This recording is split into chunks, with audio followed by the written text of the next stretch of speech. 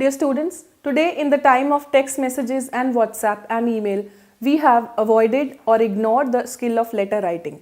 But yet, letter writing is a very important technique and an important skill that should be learnt properly because it will help you further in your official correspondences. Let's start with the types of letter that we have. Generally, we have two types of letters: informal, that are used to communicate with family and friends, and formal letters that are used to convey official or business information, and we use these letters for various public civic bodies and agencies for our civic requirements. There are a few steps that should be kept in mind while writing the letter. It is necessary that you introduce yourselves if writing to the person for the first time. Also, you should refer to an earlier letter if you are not writing to them for the first time. So, there is a reference to context. Secondly, you should state the purpose of the letter very clearly. And thirdly, you should state the information that is required or the action that has to be taken or that you are going to take, referring to the subject of the letter. Also, you should tell them what action or what assistance you are going to take or what action you want them to take for you. These are important things to be kept in mind.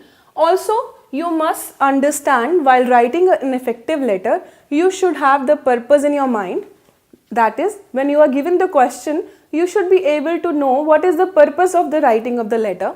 Then you should be very clear about to whom the letter is being addressed to, the addressee. The tone of the letter should be crisp and formal with no ramblings. Also, you should consider the topic and you should supply complete information. Secondly, you should clearly state the action that is required or the action that will be taken, and there should be conciseness of expression. It should be short and sweet. These days, we are following the full block style where all parts of the letter are aligned to the left. Also, date and signature should not be ignored. They are very important, and if you don't mention the date properly or the signature, you will lose marks. Do not use commas in every address line. Earlier we used to do that. We used to place commas in every address line, but now we don't do that. So let's start with the format of the business letter. It is, first you write the sender's information, that is the sender's name and the address. Leave a line and write the date on which you are writing the letter, and then again leave a line and supply the addressee information like the name and the address. Sometimes when you are writing not for the exam but otherwise, there are printed letterheads, then you can avoid this section.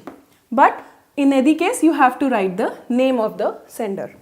Then you should mention the subject, about what you are writing, why you are writing, but in a very concise way, a single line.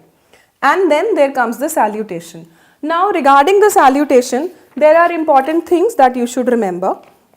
Salutation is the way we address the person. If you don't know the person at all, then you should use dear sir or madam. If you know the person somewhat, you have been corresponding with him, but you know him very formally, then please use the doctor plus surname. The salutation plus surname of the persons. Example, Dr. Sharma. If you know the person closely, but you are semi-acquainted with them, you know them semi-formally, then you may use the first name. Say Dr. Sujata. These are very important, and you should consider the question. If there is a previous reference, you can use the first name. But to be very sure, dear sir and madam is a safe option. Then you should write the body of the letter where you should keep in mind these points about content, and then there is the complimentary clause. For example, with regards, affectionately, or hope to see you soon, or hope to receive an early reply. And then the complimentary clause is always followed by yours sincerely or yours truly in the formal letters. And then the signature. Here is an example. Ritu Patel, manager CS. This is the name of the sender, and then the address of the sender 121 Amir Pet, Hyderabad, the city name. You should finish it here, leave a line, write the date properly in whatever format it is good for you, Then the name of the addressee, Mr. Shagun Thomas, 801 Vijay Apartments. Notice there are no commas in the address lines. And then the city name. And then the subject. Your application regarding this, whatever you want to write about the letter. Then the salutation, dear sir, because the person does not know the addressee very formally. He knows the person very formally. And then the complimentary clause, with regards, yours sincerely, and Ritu Patel, the signature of the person. Yours sincerely should have a comma after it, but and so will be with regards. These are important things. Dear sir, and these three have commas after this. Since you are deleting commas, don't delete all of them altogether.